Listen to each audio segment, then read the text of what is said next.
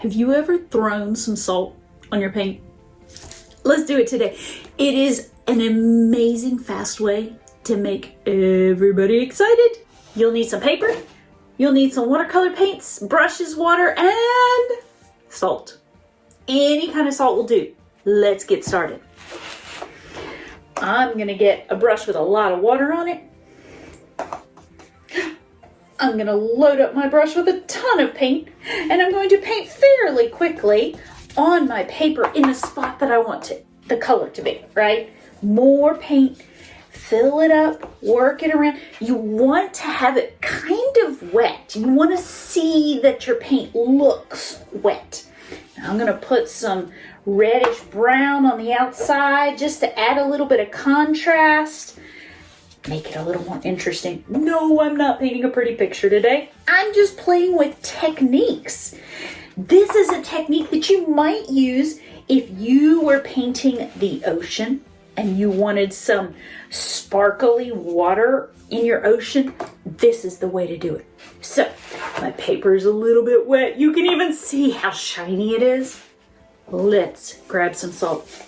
Now, I'm gonna shake it into my hand, and then I'm gonna start sprinkling it onto my paper. Yes! Now I'm gonna let it dry, and I'll show you the end result. Look how the salt has absorbed some of the color, and it's more intense where there's salt. Oh, and it's still sparkly, magic, clear, glittery. Now it's your turn. What are you gonna create today? Draw it first, sketch it out, paint in the lines, and add some salt to make this glittery, amazing texture. Oh, hey! I've been busy coloring with some crayons today and just starting up a really simple, silly picture, but wanted to show you what happens when you add watercolors to it. It's really kind of fun to play with. I like to use a smaller brush when I do this. Grab my paintbrush.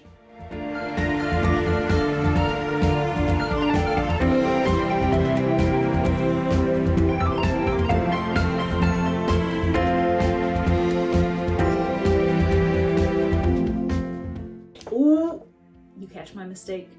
Do you remember how to clean it? If you don't, scoot back to last week and you will see all the fun ways you can erase a mistake.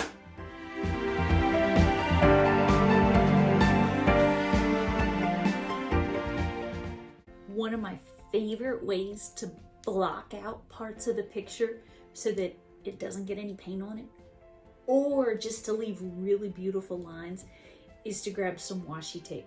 Now, washi tape is colored masking tape, so it peels back off the paper pretty easily and often never rips the paper. Occasionally will, but let's play with it. Let's give it a try. I'm gonna take my paper, my washi tape, and I'm gonna put together kind of a pattern, a design. It doesn't have to be anything magnificent. It can just be silly and fun for first, and then start developing it. Play with me. Grab some washi tape, and let's put some designs on our paper together. Well, this is kind of where I went with it. Nothing fancy. Let's see what happens when we paint. I have painted up my cool design. Ooh, did you notice some ombre in here? Yep. If you want to learn how to do ombre, scoot back to last week's episode. You will see all about how to make these colors blend and be an amazing magician. Your kids will love it. Can you imagine how cool this would be to make an imaginary map, like a pirate map or a hidden treasure map, that kind of stuff? Or, hey, to draw out a picture with tape and then use the tape to make your lines when it's all done. This is looking incredibly cool. Now, yes, you can leave the tape on. You can take the tape off. You do you. Go have some fun with this washi tape.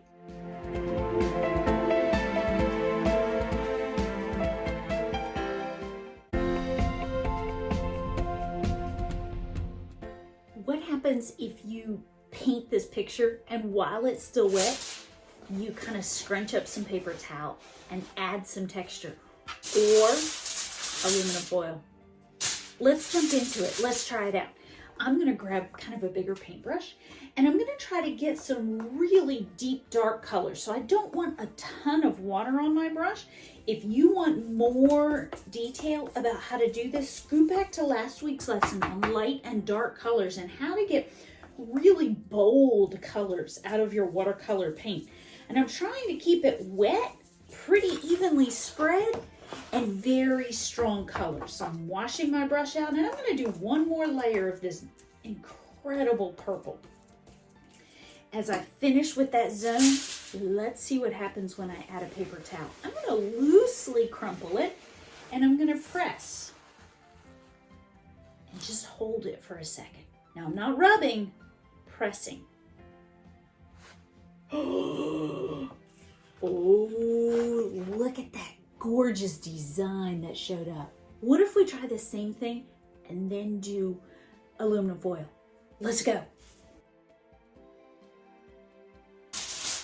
Let's crumple the foil loosely and see what happens. Crumpling it. I'm gonna put it on my fresh paint and press. It creates some really different designs that are pokey and spiky. Paper towel and aluminum foil. I can try the foil again. The spikiness of the foil creates a prickly texture. Okay, now it's your turn. Which one do you like better? Try it out and tag me in your creations. I can't wait to see.